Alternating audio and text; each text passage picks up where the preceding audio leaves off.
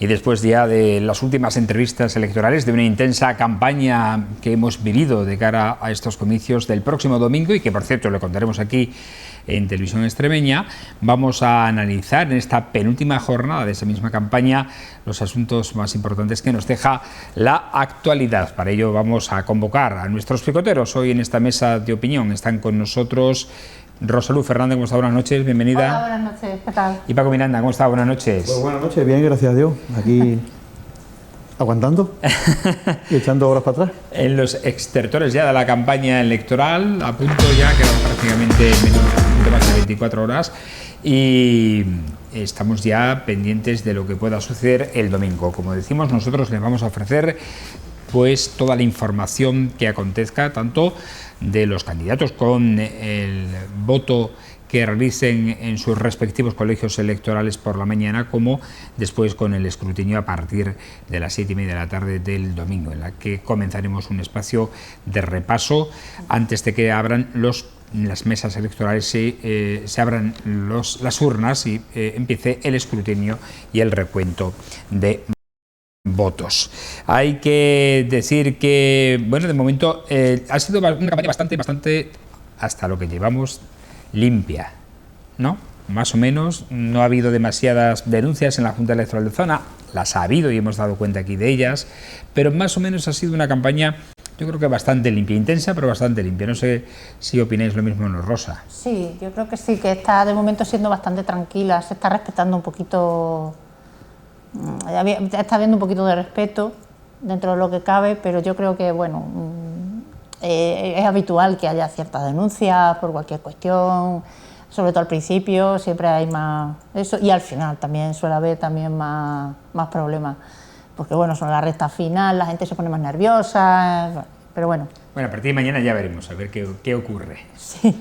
Bueno, sí. Paco.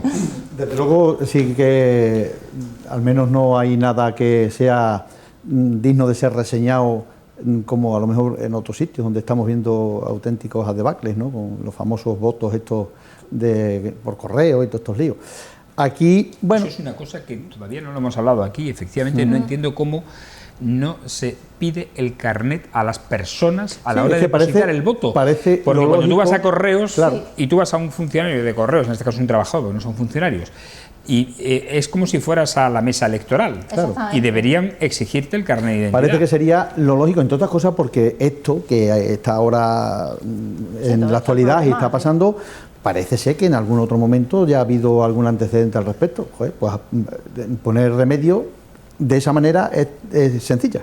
Creo que al final acabarán haciéndolo, pues tendrán que hacer una modificación de la ley electoral o como se esté esto planteado para el voto por correo, porque obviamente lo que no se puede permitir es poner sombra de dudas al respecto de la transparencia de unas elecciones, porque estaríamos poniendo en sospecha la propia integridad de la democracia, ¿no? Con lo cual creo que ahí sí que tienen que ser contundentes y no dejar pasar esta oportunidad, pues para ejemplarizar y que se tome cartas en el asunto. Pues es muy grave, o sea, muy grave, entre otras cosas porque, vuelvo a repetir, ponemos en tela de juicio la propia transparencia de los comicios. Así como en el desarrollo de los mismos, yo que llevo muchas campañas, como le pasará a Rosa, es poco más que imposible que se haga ninguna cosa rara. Se puede discutir un voto, pues si es nulo deja de serlo, se ha puesto, en fin, que al final no tiene absolutamente ninguna trascendencia.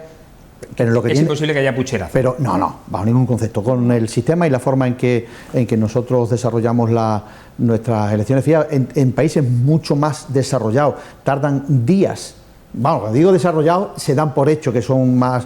Los propios Estados Unidos, fíjate, tardan días en dar los resultados de las elecciones y, sin embargo, nosotros a 2 horas del cierre de los colegios prácticamente se están dando los resultados que acaban siendo casi los definitivos, o sea, en el transcurso de muy pocas horas, ¿no? Y allí sí está curiosamente automatizado, no utilizan papeletas, correcto, son máquinas. Sí, es una máquina, y sin embargo lo nuestro es pues a base de contar y a veces de recontar, con pero lo cual... tarda menos y es mucho más efectivo y más claro, o sea que sí. O sea, en ese sentido, desde luego, creo que debemos de quedarnos tranquilos en que el sistema democrático funciona, pero sí que es verdad que se siembra un halo de sospecha Y bueno, no solamente de sospecha, sino que hay gente que hace esa mala praxis, que se ha visto, por lo menos hay detenciones al respecto, y entiendo que la UCO no se va a aventurar a hacer una cosa de esta si no hay indicios más que serios y sobrados para tomar cartas en el asunto. Y bueno, yo me alegro de que ya por fin se haya tomado cartas en el asunto, porque es una práctica que se ha llevado a cabo con anterioridad y ha habido en muchas ocasiones ese tipo de situaciones, ante ese tipo de situaciones no se ha podido hacer nada, y yo creo que ya es hora de que se ponga coto a este tipo de situaciones. O sea, que no me parece bien. Con respecto al voto por correo, creo que lo que se intentaba en su inicio, al hacerlo de esa forma, era un poco, pues a lo mejor eliminar tanta burocracia, o el que se tardara tanto en poder depositar luego el voto en la oficina de correo, puesto que hay también muchas veces que se tiene que actuar de forma...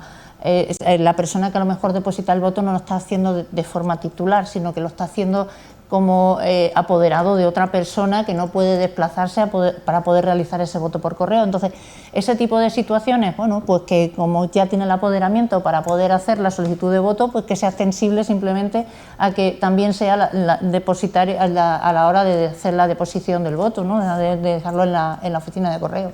Hoy, yo creo que sería lo más adecuado. Hoy ha terminado el plazo del voto por correo. Sí, es que claro, únicamente te tienes que acreditar para la solicitud, porque se entiende que pues, si tú no puedes llevar el voto por correo, ya te lo puede llevar cualquiera. O sea, tú preparas tu sobre y te lo puede llevar cualquiera. Sí, que no se entiende, porque es que pierdes un poco, no sabes qué puede pasar con tu voto. O sea, ya no es que vaya a pasar nada en correo, sino tienes que ser una persona que confíe mucho en la persona que va a llevar el voto tuyo a correo, ¿no? Que no te lo va a cambiar ni nada de eso. Porque vamos, que se conocen prácticas de ese tipo de otras ediciones, por así decirlo. Pues, precisamente por eso lo que sí es reprobable, porque al final sinvergüenzas y garbanzos negros pueden surgir en cualquier sitio, en cualquier institución, y más cuando se trata de instituciones políticas donde hay tantísima gente. Lo que sí yo digo que es reprobable es que cuando ya se ha tenido noción de personas que han incurrido en esto, de hecho, uno de los detenidos, que iba de número 2 en una de las listas, había sido condenado anteriormente precisamente por este mismo motivo. Entonces, hombre, en este caso el Partido Socialista ahí habría tenido que haber sido mucho más escrupuloso a la hora de permitir que esta persona vaya en una lista. Ahí es donde entiendo que los partidos políticos tienen responsabilidad. O sea, tú no puedes evitar que te salgan garbanzos negros, pero donde ya los ha habido y además han estado condenados por ese motivo, obviamente no parece muy lógico que se mantenga.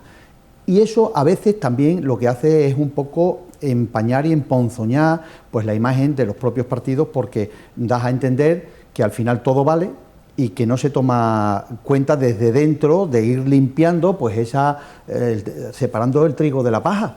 Entonces, esa parte, desde luego, le corresponde directamente, en este caso, porque ha sido en el Partido Socialista, les corresponde a ellos, y es una cuestión que tienen que entonar el mea culpa y asumirla, porque no deberían de haber consentido que estas personas vayan en la lista. Igual que todo el mundo nos hemos escandalizado de esas listas donde hay etarras condenados, e incluso algunos por delito de sangre, y nadie entiende cómo es posible que se permita esto. Pues del mismo modo, cualquier otra práctica ilícita que cometa alguien, no parece lógico que se permita que vuelva a tener posibilidades de tener responsabilidades públicas, ¿no? Porque al final te presentas a unas elecciones, sales elegido de número 2, con muchas probabilidades de que salga, y al final acabas teniendo responsabilidades públicas y no parece que sea la persona más adecuada, ¿no? Ahí es donde yo creo que tenemos que hacer un gran esfuerzo desde los partidos políticos a intentar, no solamente como la mujer del César, ser honesta, sino también parecerlo. Bueno, en fin, veremos en qué queda todo esto. Ha habido algunas denuncias, no aquí en Mérida, pero sí en otros puntos de Andalucía. Ha habido, con respecto al voto, también compra de votos y votos por correo en la provincia de Almería. Y hoy, por ejemplo, hemos sabido también que en Cáceres el Partido Socialista ha denunciado al Partido Popular número 2 de un pueblo de la provincia de Cáceres, también por intento de voto por correo o de manipulación de voto por correo. En fin, que De alguna manera esto se tendría que regular, y yo creo que la ley electoral, que es del año 77, ¿no? Pues ya podría tener una modificación que además le hemos solicitado en muchísimas ocasiones, entre otras cosas, no para estos comicios, pero sí para los generales, porque muchas veces hemos hablado que los partidos que tienen una representación o implantación nacional no están igualmente representados que los que están solamente en un territorio, una parte del territorio. La famosa ley León, que permite que con menos votos tengas más representación. Esto fue en su momento, entiendo que fueron unos... Bueno, eso no es una ley, son las circunscripciones. Bueno, pero al final es una cesión también de cierta... a ciertos sitios para que haya representación y al final no acaba siendo justa, no es ecuánime, no corresponde. Es que no vale un diputado en Cataluña, no vale lo mismo que un diputado extremeño. Es que al final acaba siendo injusto. No hay esa representación ecuánime, con lo cual yo creo que también es verdad que desde el año 70 y tantos, de que data la ley electoral, pues ya es hora de que se le dé una vuelta de tuerca, que se mire igual que se ven otras cosas, que tampoco pasa nada, no hay que regarse las vestiduras. Los procedimientos, pues por ejemplo, del voto por correo, ¿no? El voto por correo también se regula en normativa independiente, lo que pasa es que se hace referencia en la ley. Se hace referencia en la ley electoral, la LOREG, ¿no? Pero también el tema de los censos de extranjeros, residentes, el voto cera, en fin, todo eso, ¿no? Que siempre en cada convocatoria suele haber un poco de polémica respecto a esto. Se ha avanzado, por ejemplo, en esta de nuevo, se ha podido regular de una forma más adecuada lo que es el voto extranjero, que antes era con el voto rogado, ese famoso, que también era bastante un fastidio para todas las personas que estaban fuera. Porque hay que pensar que no tienen los consulados a la vuelta de la esquina en algunas ocasiones, ¿no? O sea, tienen una distancia bastante importante, y no solamente que tengan distancia, sino que esta gente tienen que pedir permiso simplemente para poder ir al consulado a poder a lo mejor ejercer su derecho al voto o poder solicitarlo, y luego tienen que volver a hacer un nuevo desplazamiento para poder recoger la documentación y poder hacer todo el proceso del voto por correo, el voto rogado que había antes. Entonces yo creo que se ha avanzado ahora porque se ha asimilado a lo que es el voto por correo, y simplemente, funciona de otra manera. Directamente se van a la oficina del consulado y gestionan el voto por correo, igual que se puede gestionar aquí en España en la oficina de correo. Un avance, por lo menos, porque eso impedía que muchas personas que están fuera, que quieren votar, se les estaba negando el derecho a votar. Es que se les estaba negando su derecho. O sea, porque tenían tantas trabas que es que no podían hacerlo. Era muy difícil, ¿no? En algunos casos, efectivamente, yo he conocido testimonios de personas que tenían que recorrerse 1000 kilómetros para ir al consulado que le correspondía, ¿no? Porque solamente hay países donde hay un consulado, una embajada. Mantenerlo, y si está bien, hay que mantenerlo, lógicamente, pues para garantizar el derecho de todo el mundo, y donde haya pues un resquicio de posibilidad de hacer mala praxis, pues hay que modificarlo. Y ya está. Yo supongo que en adelante, y tal como estamos en estos tiempos de alta tecnología de la información, pronto se podrá hacer un voto telemático de una forma segura, digo yo, ¿no? Porque son espinas. No lo sé, yo espero que... Es complicado. Yo digo que a día de hoy... Pero de la misma manera que tú ante la administración haces cosas prácticamente, ya casi todos los trámites, o una buena parte de ellos, una gran parte de ellos se hacen de forma telemática, ¿no? Con tu certificado digital y tal, o tu carnet electrónico, ¿no? Pues de esa manera también se podría o debería votarse también, ¿no? En teoría... Pero eso es que yo creo que eso puede levantar muchas ampollas, porque deberían de existir una serie de medidas de seguridad a la hora de realizar ese voto por correo que impida o que deje huella de cualquier intento de manipulación.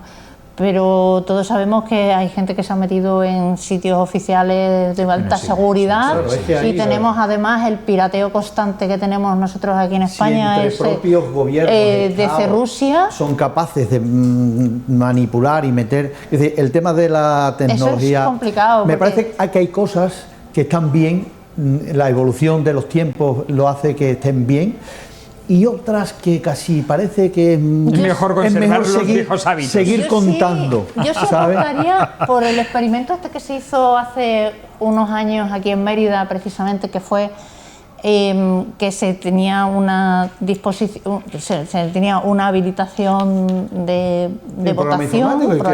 No, lo que se habilitaba era al censo para poder ir viendo cuánta gente había votado, se transmitían los datos. La verdad que eso fue bastante bueno, porque no solamente a la hora de cerrar la mesa te hacía las actas automáticamente, bueno, pero eso era para los funcionarios, ¿no? Que tienen una tablet y iban comunicando desde los colegios. Las mesas electorales. La mesa tenía un ordenador, las mesas una impresora, y en lugar del censo a mano tradicional, se hacía y se iban transcribiendo al ordenador todos los datos. Se hizo muy ágil, ¿eh? Las actas las cumplimentaban allí, a la hora de finalizar la mesa era simplemente firmar el acta, firmarla, facilitarle las copias a los partidos políticos que las solicitaran y con eso presentarse en la Junta Electoral de zona para, como votando por finalizar el proceso. Lo agilizó muchísimo porque la parte más complicada de todo el proceso electoral siempre es el momento del recuento de votos, después de cuando se cierra la mesa, que siempre es lo que más se demora porque hay que ir contando todos los votos que están dentro de la urna, comprobar si son válidos, si no son válidos, la formación política a la que se vota, si está vacío, si está blanco, lo típico.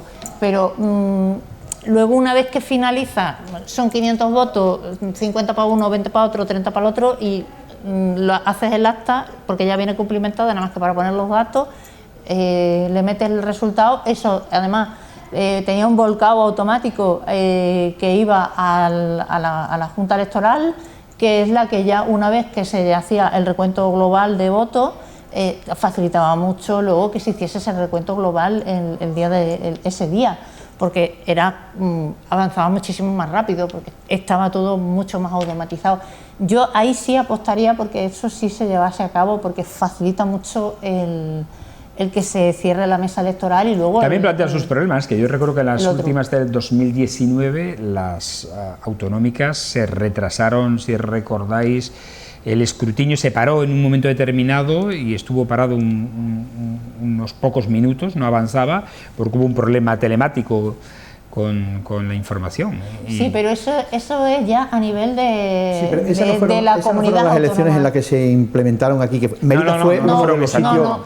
No, me refiero que a veces también la tecnología falla. También. Sí, no, pero también falla. Esa fue en el centro de datos de la comunidad autónoma. Sí, de la que fue donde estuvo el fallo. Lo que yo me refiero es a que eso era en cada mesa tenía su ordenador. Era algo que agilizaba y se iba haciendo. Sí, el desarrollo ordinario de... Bueno, en cualquier caso, nosotros lo contaremos aquí el próximo domingo, porque si bien es cierto que es un derecho, debiera ser también una obligación para todos, porque es la oportunidad que tenemos para poder participar de la democracia, ¿no? Y no solamente dejarlo pasar.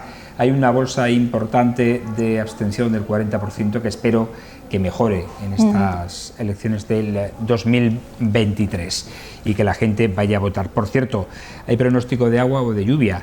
Sí. Esto suele favorecer, ¿no?, la participación, porque si la gente no se va al campo o no se va de viaje, suele favorecer o no. Es hacer cábalas directamente, porque nunca se Hay sabe. Teoría de todo sobre esto. Sí, ahí pueden encajar las dos. Tan malo es que salga un día espléndido de sol y la gente se vaya al campo, se vaya tal y no le dé tiempo a votar, como que no le apetezca salir de casa porque está lloviendo, que también puede ser. Sí.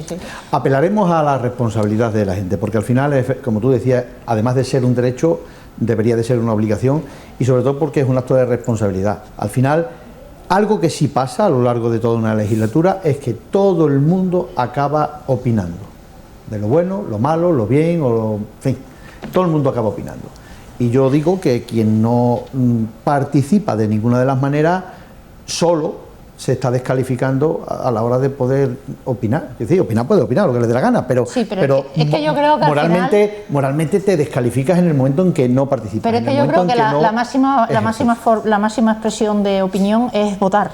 Esa es. Entonces, yo creo que es lo más claro, la mejor forma de opinar y que te cuente y que te valoren tu opinión es en una urna.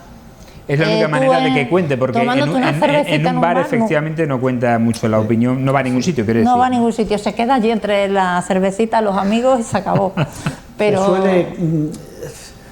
quizás, yo no sé, va por etapas y va por rachas, pero también es verdad que yo creo que la gente ha entrado en ese estado de comodidad o en general, porque vivimos dentro de una sociedad en la que con todas las idas y venidas vivimos bien, no nos vamos a hacer trampa en el solitario.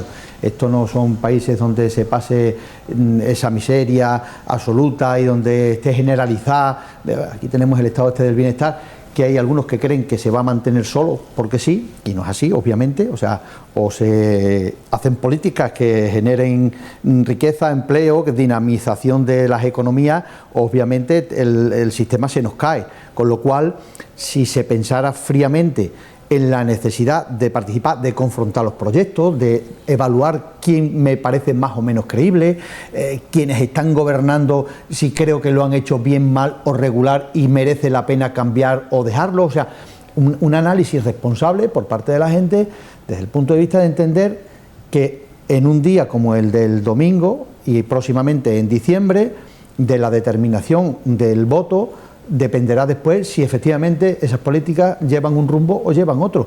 A mí, algo que escucho con relativa frecuencia, y no debería de ser así, es aquello de que si es que da igual, es que todo da lo mismo, son todos iguales, es que, o sea, entrar en ese grado de desidia y de decir, yo es que ni voy a ir porque es que no me convence y no me... Al final, la respuesta que siempre les doy, si tú no ejerces tu derecho al voto, obviamente serán otros los que decidirán por ti. O sea, vas a dejar que otros decidan. Y la política, aunque no te guste, nuestras reglas de juego son las que son.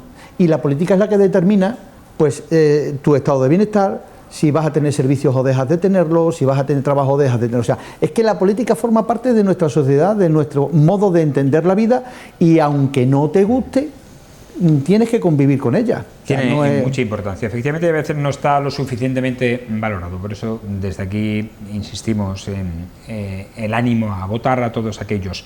Y, por cierto, a aquellos representantes que vayan a constituir la mesa, esperemos que no se dé la circunstancia como la que ocurrió en 2015 en aquel colegio del Centro de Profesores, y que ya hemos contado aquí, en el que los primeros que fueron a votar a las 9 de la mañana tuvieron que quedarse en la mesa porque no se había constituido, porque ni los titulares ni los suplentes fueron a constituir la mesa.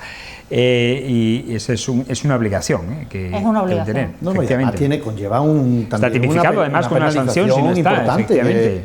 Yo no sé si aquella se quedó, ¿no? Porque no trascendió después la sanción que hubo, pero no se pudo constituir una mesa, y al final los pobres que fueron a las 9 a primera hora a votar para ejercer su derecho al voto, para quitárselo del medio y tener el domingo libre, les tocó estar allí todo el domingo. Yo creo que la gente lo que tiene que ser es responsable. Si no vas a estar porque no quieres ir por cualquier circunstancia, por lo menos persónate en la Junta Electoral de zona y presenta una excusa, pero hombre, no una excusa de que no me da la gana de estar en una mesa. Ahí están tasados los casos de absentismo, ¿no? de las mesas, ¿no?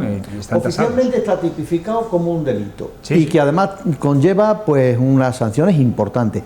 A lo mejor digo que cuando se dan estos casos, obviamente no se van a dar datos personales, pero que trascendieran esas sanciones no estaría mal. Esto es como cuando en aquella época en que nadie se ponía el casco en moto o no nos poníamos el cinturón, y cuando las campañas aquellas un poco más agresivas por parte de la Guardia Civil, de la policía local, en las que se sancionaban, aquello corría como la pólvora. Hoy creo que a nadie se le ocurre montarse en el coche y no hacer el gesto de abrocharse el cinturón, pero de forma automática y mecánica, ¿no? Pues es una pena que tenga que suceder por la vía de que te toques en el bolsillo, pero a veces, y para que esa responsabilidad se entienda que no es baladí, que no es algo que no tenga después una trascendencia o responsabilidad, pues bueno, pues que se haga saber que si ha habido algún caso, ojalá no lo haya, pero si lo ha habido, pues que ha tenido la penalización oportuna. Claro, efectivamente, que tiene consecuencias. Claro. Vamos a otros temas. Abandonamos la actividad electoral por el momento porque en el Ayuntamiento de Mérida hemos conocido que tras la firma del acuerdo para la mejora salarial y laboral realizada por el consistorio y los sindicatos que tienen representación en la plantilla municipal, UGT, Comisiones Obreras y CESIF, o se prevé que en los próximos 4 años el 17% de la plantilla municipal se jubile. Estamos hablando en cifras de un total de 120 personas de una plantilla de más de 600, algo más de 600 que se van a jubilar. Prácticamente esto viene, yo creo, que de la jornada de los primeros ayuntamientos democráticos, ¿no? Cuando empezaron los ayuntamientos a transformarse en otro tipo de administración y se contrató a mucha más gente, ¿no? Pero que supone un problema, y lo mismo ocurre o está ocurriendo y va a suceder también con los funcionarios de la Junta de Extremadura, que aquellos primeros están a punto ya también de jubilarse, lo mismo que ocurre y está ocurriendo con los médicos y sanitarios del Hospital de Mérida, por ejemplo, que son todos más o menos de la misma época, ¿no? Sí. Es que la cuestión está que cuando en la administración pública la plantilla es estanca, por así decirlo, se amplía muy poco, con lo cual si entran muchos de unidades similares, todos a la vez, es probable que se jubilen todos a la vez, con lo cual las personas que cuando se haga una nueva selección de personal van a ser todos nuevos y va a haber muy pocos que puedan, a lo mejor, yo que sé, pues enseñar o adiestrar un poco a los que están allí, que vayan a entrar nuevos, que no saben muy bien cómo funciona una administración pública. Es una situación que se está dando en todas las administraciones públicas, tanto el Ayuntamiento de Mérida como la Junta, como en Diputación también tiene el mismo problema. Diputación de Badajoz y Diputación de Cáceres también tienen el mismo problema. En la plantilla no es que esté envejecida, sino que hay los primeros que entraron, los que llevan ya, llevan además 30 o 40 años en algunos casos, algunas personas, son las que se están empezando a jubilar ahora. Todo este personal se va a jubilar y se va a quedar todos esos puestos vacantes. Lo que no se sabe todavía muy bien es qué va a pasar, porque también hay que tener en cuenta que muchos de los puestos estos que van a quedarse vacantes en muchos casos son puestos que no tienen una alta cualificación técnica, sino que son o de media cualificación o de baja cualificación, puesto que en la época en la que entró el personal, en su mayor parte, pues son personas que pertenecen a los grupos de administración, auxiliares administrativos, conserjes, algún técnico, pero son los menos. Pero no por ninguna cuestión, sino porque la plantilla más alta que tenían en ese momento eran de ese tipo, porque se necesitaba más personal pues para la tramitación de expedientes o para cualquier cuestión. Ya no se demanda tanto esos exactamente, puestos, ese tipo de puestos debido a la ya informatización no son de las administraciones. Exactamente, ya no son tan demandados, se requiere más una tecnificación superior a la que de los puestos que se están desarrollando, y porque es otro tipo de necesidades las que se van creando dentro de la propia administración pública. Ya no es necesario a lo mejor una tramitación de tener que hacer fotocopias, diciéndolo así más llano, porque a lo mejor lo que necesitas es más técnicos que te estudien un expediente o que te analicen una situación o un caso. Es lo que se va a requerir actualmente, posiblemente. De todas maneras, a ver, en fin, es una realidad, eso está ahí y además toca y toca, pero yo lejos de que acabe siendo un problema, lo único que me parece que dentro de las nuevas relaciones de puestos de trabajo lo que hay que hacer es una adecuación a la realidad de las necesidades de las administraciones. Sí, pero eso está, ¿sabes? Claro, sí, pero lo único que ocurre es que te encuentras primero con el primer bache que te encuentras, es eso, una vez que los puestos se quedan vacantes tienes dos opciones. Sí, sí. O bien amortizas el puesto o bien lo cubres o lo vuelves modificas. a sacar otra vez. Pero también es verdad que hay funcionarios, y vosotros lo conocéis, sobre todo tú que has sido concejal, funcionarios técnicos que trabajaban a la antigua usanza y que tenían el ayuntamiento en la cabeza. A mí me han contado casos de gente que sabía las canalizaciones por donde iban en la calle, porque no estaban dibujadas ni en planos. No, y además se hace necesario toda esa memoria histórica, probablemente en algunas de las cuestiones, otras obviamente se han ido informatizando y se han ido recogiendo esos mapas para que no exista ese problema. Es decir, la informatización ha llegado a las administraciones en mucho nivel, porque se han ido recopilando parte de esa documentación y se ha ido informatizando. Pero yo me refería a lo que tiene que ver con el factor humano, desde el punto de vista de lo que es la carga en una administración, porque se hacen necesarios unos puestos que sean útiles, los que realmente se hagan necesarios, y los que no, pues lo lógico es que se amorticen plazas que no sean de necesidad, para evitar lo que hoy en Extremadura en concreto, y en Mérida también, o sea, es que al final es como esa gran empresa de contratación en la que al final es cuestión de que haya mucha gente contratada y es como un coladero de mano de obra para cubrir la deficiencia que hay en otros sectores, y esa parte yo creo que es la que hay que tomar buena cuenta, y ahora hacer una relación de puesto de trabajo con arreglo a las necesidades reales que tiene la administración para dar un servicio el óptimo y el adecuado a la ciudadanía, y donde haya que reforzar los servicios, que se refuercen, donde haya que aumentar las cualificaciones de los técnicos, de las personas que tengan que ocupar los puestos, pues que esto sea así, y donde no se haga necesario, pues sencillamente que queden amortizados.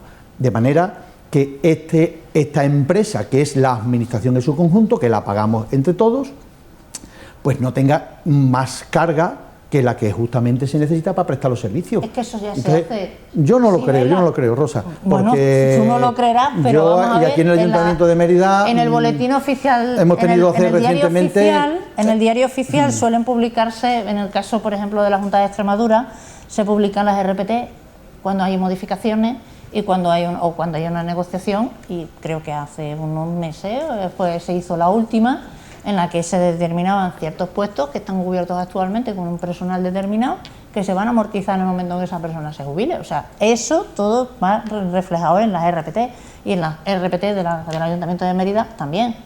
O sea, ya, pero para nuestra desgracia tuvimos que escuchar y eso no es algo que yo me invente, de la boca del alcalde, pues que aquí se metían y se podían hacer de tal y cual manera. Bueno, yo creo que ese comentario está fuera de lugar aquí ahora mismo. No, hombre, yo creo que sí, que ese comentario está fuera de lugar.